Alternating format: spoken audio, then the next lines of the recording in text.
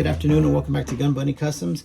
And today we're going to do a quick episode that is a kind of a brief overview of my V2 Storm Shadow and the parts that I use to make him. He's a real mild custom, nothing too crazy, just some part swaps and some light painting. So it's a custom that I think, you know, if you got the parts in your parts bin, that you could easily recreate, and it gives it a more accurate look to the original V2 Storm Shadow from 88 or 89 whenever he was released. And so so I like the way that it came out, so we're going to kind of go over it. So the first thing I did was I removed all of this excess material right here. It looked bulky, and it didn't really match the original look of the original toy. So for articulation's sake and for look's sake, I went and I removed it, but I kept the rope and the throwing daggers that are on the side right there. I was able to cut all that out cleanly with a hot X-Acto knife, and then just kind of repaint the edges, which allowed me to save that detail without just having to cut it off completely. And then, you know, kept the pockets and this little flap of material in the front and back, which I think look pretty cool. It's a nice little update. So to me, the head was the worst part of this, with that real tight hood, and it just didn't have the same profile as the original one. So I swapped out the head and the hood. The head that I use is the head off of this one. To me, I think that's the best Storm Shadow head. So I swapped out the heads, and then I just painted the markings based off of the way that they were on the original one. And then I took the hood, and this hood is originally from the very first classified Storm Shadow, which was the Arctic version, which was an Amazon exclusive like 4 years ago.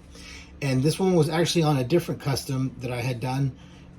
This hood and that red sword were actually on a Snake Eyes that I had painted to look like the V2 Storm Shadow like 4 years ago, and they just happened to work really well. So it was time to, I guess, give up those parts to make a cooler custom. And as you can see, that the markings, the digital camouflage, or the Tetris camouflage, or whatever it is you want to call it, on here, the markings are slightly thicker than the paint apps, and that's because they were originally gray, like a lighter gray. They weren't this dark gray, almost black. So I just went over them to darken them up to make it, you know, match color wise, but they were a little bit thicker, but I'm cool with that. Now, this Storm Shadow originally came with the two swords that were like from the movie release Storm Shadow, with that side scabbard over here, which I removed because the original one didn't come with that. It came with one red sword. So this sword is off of the Arctic Storm Shadow, and I painted red, and like I said, it was on the other custom, so it matches perfectly. So it looks really cool. The other thing I did was I painted the backpack red to match the original release, and just left some black detail, the rope at the bottom, the bedroll up here, and the arrows I painted black.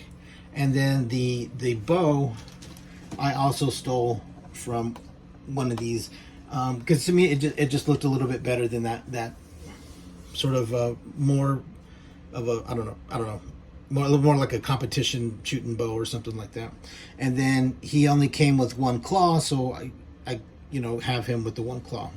Now, another modification that I did was to be able to hold this bow in there. So let me see if I can get him off. What I did was, as you can see, if you can see, there's a peg that I added right there, which goes through that little triangular slot. Goes through this little triangular slot here on the bow, and the rest of the bow kind of sits on the piece that was originally there to hold the bow that it came with, and it's pretty tight. So as you can see, I added that third peg, which allows this sort of triangular piece right here to fit right in and hold it snugly, because it didn't really hold it snug before. And then with the claw, I just hooked it in here on the bottom part of the parts that hold the sword on the side. And that's pretty much it. Like I said, it wasn't It wasn't a lot of work or anything like that. It's just some simple painting with part swaps. I would say the most difficult part of this was cutting out this excess material.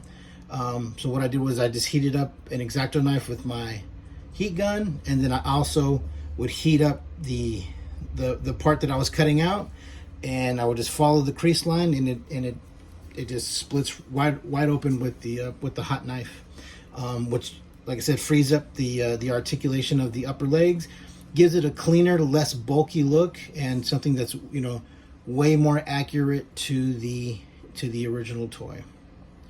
All right, so that's going to be it for this quick little episode on my V2 Storm Shadow. Stay tuned for some more videos that are coming up, and we'll see you next time.